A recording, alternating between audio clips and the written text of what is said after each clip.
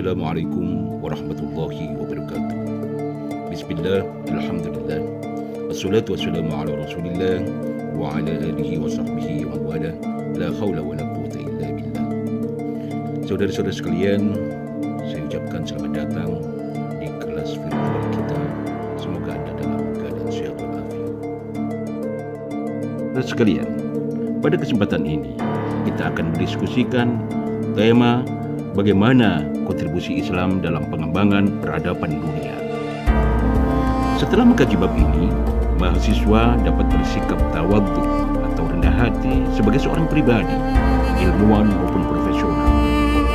Dapat menjelaskan kontribusi Islam dalam perkembangan sejarah peradaban dunia, dan mahasiswa mampu menyajikan hasil kajian, baik secara perorangan, kelompok, mengenai satu kasus terkait kontribusi Islam dalam perkembangan sejarah peradaban dunia. Selama berabad-abad, umat Islam menjadi trendsetter peradaban dunia. Tetapi hari ini kita menyaksikan umat Islam termarginalkan. Oleh karena itu, silakan saksikan video ini sampai akhir. Mudah-mudahan menjadi inspirasi untuk kebangkitan Islam di masa yang akan datang.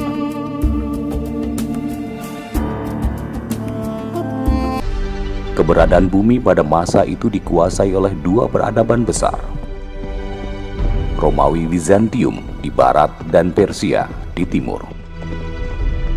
Dua bangsa dengan peradabannya ini merupakan imperium besar, memperoleh kekuasaannya serta mengalami berbagai peristiwa dan peperangan dengan bangsa-bangsa lain selama ratusan tahun.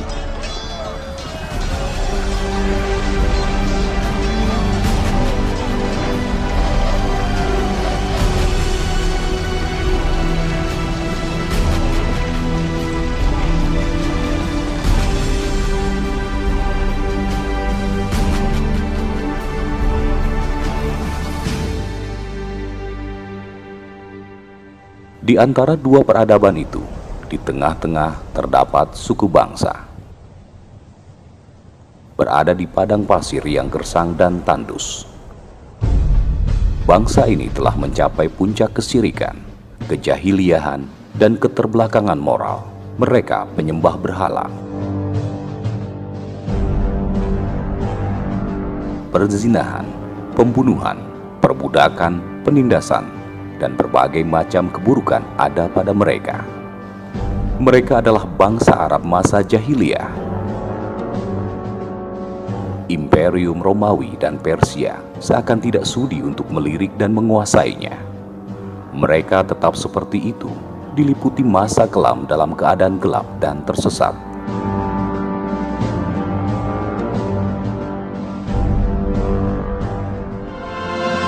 Hingga di tengah-tengah ketersesatan manusia, Allah kirimkan seorang utusan dan membawa risalahnya.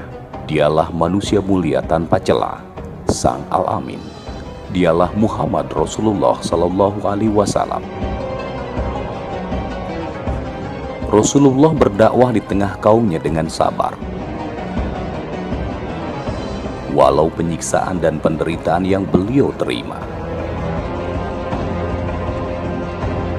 Hingga pada suatu ketika Allah menolong Rasulnya dengan mendatangkan suatu kaum dari penduduk Yathrib atau Madinah, menolong dakwah beliau. Mereka adalah kaum Ansor, para penolong agama Allah.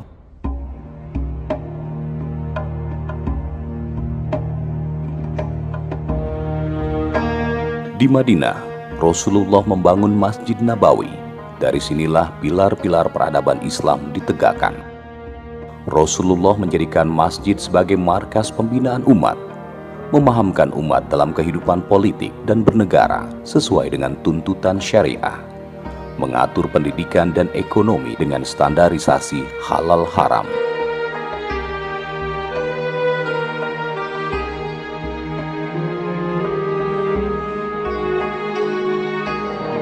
Kemudian mengemban Islam ke seluruh dunia. Hanya dalam waktu 10 tahun, seluruh jazirah telah dikuasai oleh kaum muslimin. Peradaban Islam telah merubah bangsa Arab yang semula tidak diperhitungkan oleh Romawi dan Persia bangkit.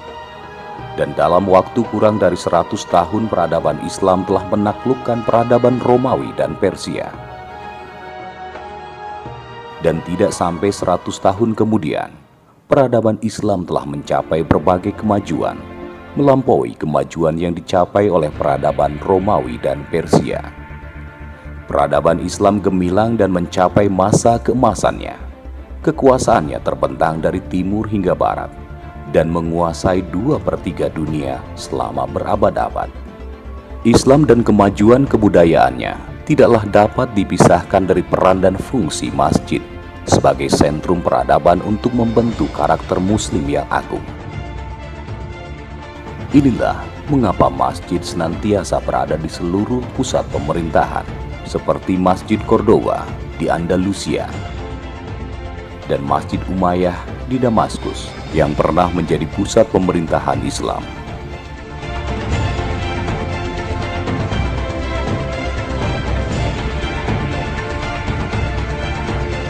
Maka lahirlah generasi emas yang menjadi rujukan seluruh penjuru dunia.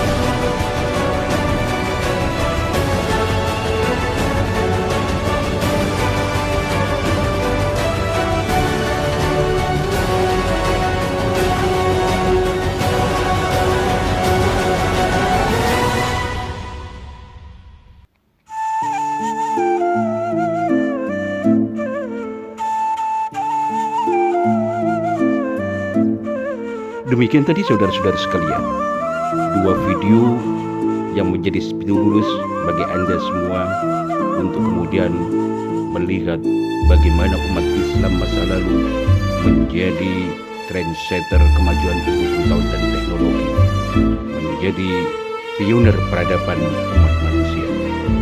Saudara-saudara sekalian, selanjutnya diskusikan dengan kawan-kawan Anda beberapa hal sebagai berikut.